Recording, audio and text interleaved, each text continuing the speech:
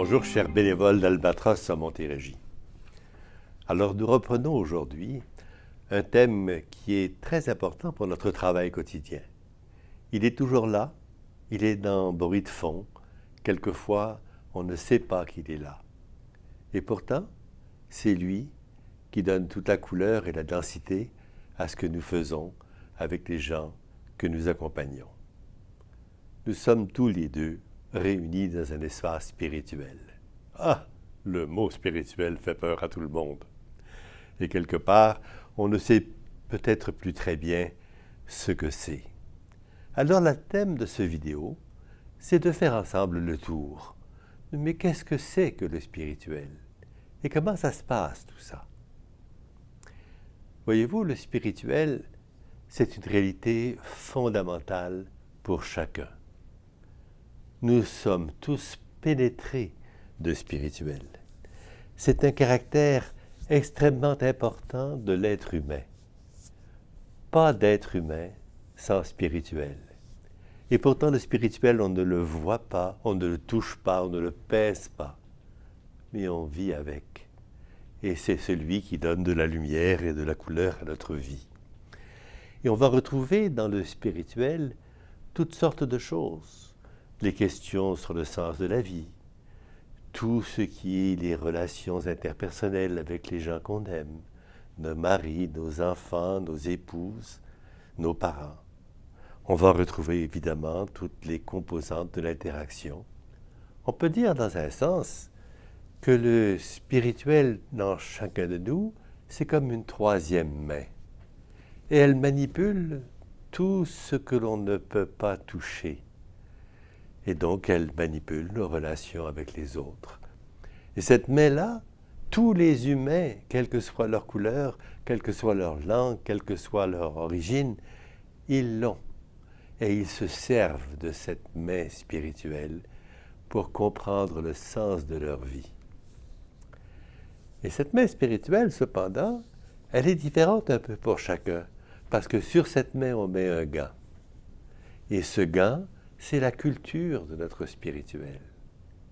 Et c'est quelquefois un gant qui va très bien, qui est presque transparent, on ne sait même pas qu'il est là, tant qu'on n'a pas voyagé à l'étranger, tant qu'on n'a pas contacté des gens qui ont un autre gant sur leur main.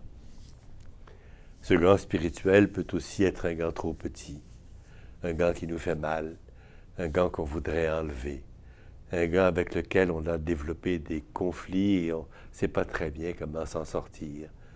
Ce n'est pas le spirituel qui est en conflit, c'est le gant. Je vous donne un exemple de ce gant. Si vous voyez un film qui s'appelle Gandhi, je crois que c'est David Attenborough qui avait réalisé ça, il y a une scène dans laquelle M. et Mme Gandhi revivent leur mariage.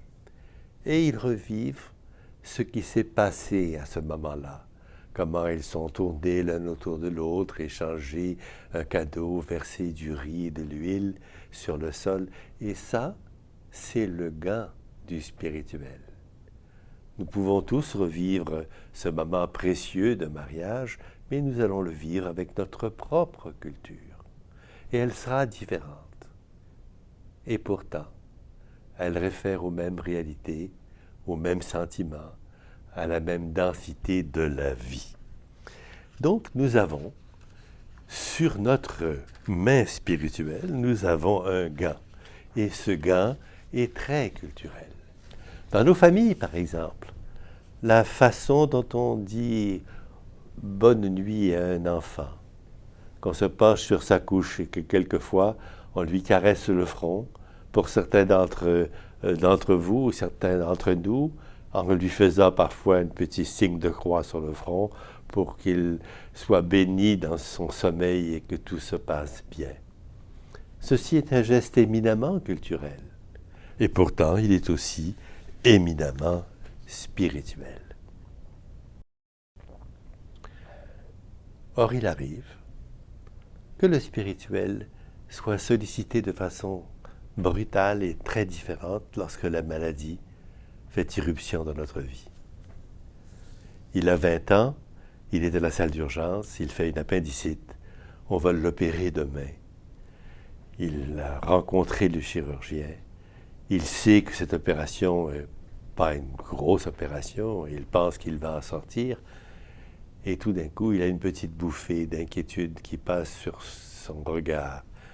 Il se voit être le lit 232 et non plus la personne immortelle qu'il était à 20 ans. Une question, une bouffée, une question éminemment spirituelle. Où vais-je? Qui suis-je? Qu'est-ce qui m'arrive? Il peut aussi être une personne de 70 ans qui vient d'apprendre qu'il a une maladie chronique, une maladie qui va devenir mortelle, une maladie qui lui indique que son avenir est maintenant certainement rétréci, qu'il lui reste assez peu de temps. Et voilà que beaucoup de questions se soulèvent.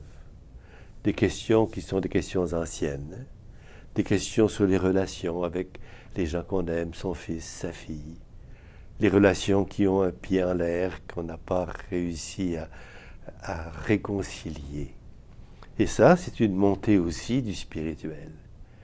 Plus on est jeune, voyez-vous, plus le spirituel prend une petite partie dans notre évolution, parce que c'est comme s'il faisait partie du décor.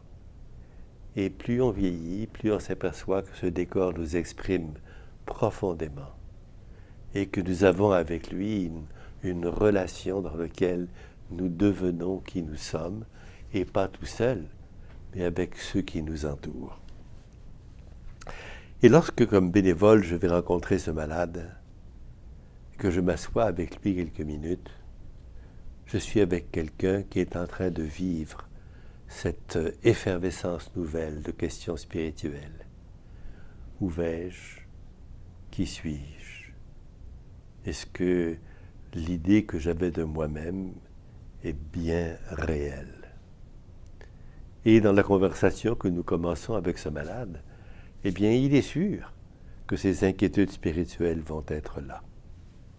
Et nous ne sommes pas là pour les exploiter, mais pour les écouter, pour le laisser parler, pour le laisser s'exprimer, pour le laisser quelque part se découvrir dans son propre champ spirituel. Et vous aurez la surprise de vous rendre compte que certains de ces personnes qui vous parlent vous indiquent qu'ils sont inquiets sur le sens de leur vie. Et ils ont comme l'impression que peut-être il y a moins de vie dans cette vie qu'ils pensaient. Et ils attendent que vous les aidiez à célébrer ce qui était beau dans leur vie et ce qui faisait du sens. Certains qui pensent que le relationnel ne fonctionne plus, qu'ils ne se sentent plus en contact avec les leurs, qu'ils se sentent exclus, et ils attendent que vous les aidiez par votre présence à regarder le réunir. Ou certains qui deviennent désenchantés d'un monde religieux qu'ils voient maintenant autrement, qui était un support pour eux et qui maintenant est comme une espèce de vide de sens.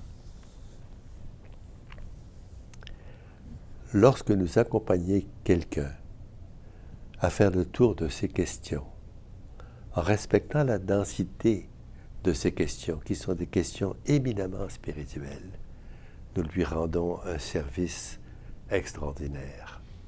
Pourquoi? Parce qu'on lui permet de faire un bout de chemin à l'intérieur de lui-même et de découvrir des aspects qu'il n'avait peut-être pas vus. On lui permet de voir que quelque part la fraternité qui existe entre nous humains est un lieu très profond de rencontre et un lieu qui va calmer, adoucir, agrandir son regard sur le lien qui nous unit. Le lien avec le bénévole, mais aussi le lien avec tous les autres de sa vie à lui, qui viennent prendre une nouvelle couleur et une nouvelle importance. Et voilà qu'il se rencontre tout ce qu'il doit à ceux avec qui il a vécu et tout ce qui lui resterait à faire. Et c'est là qu'il vous demande parfois son aide pour appeler, pour tendre une main, pour retrouver une personne. Et cette demande à l'aide, qui est une demande très simple, est une demande qui se déroule dans le spirituel. Quelque part, le spirituel est dans le fond, le lieu de notre rencontre, le lieu de notre appui, le lieu de notre écoute. Nous ne sommes pas là pour le changer, mais pour l'accueillir et pour vivre ensemble ce moment d'humanité, ce moment qui ne se répétera peut-être pas, ce moment qui nous fonde dans ce que nous sommes. Merci.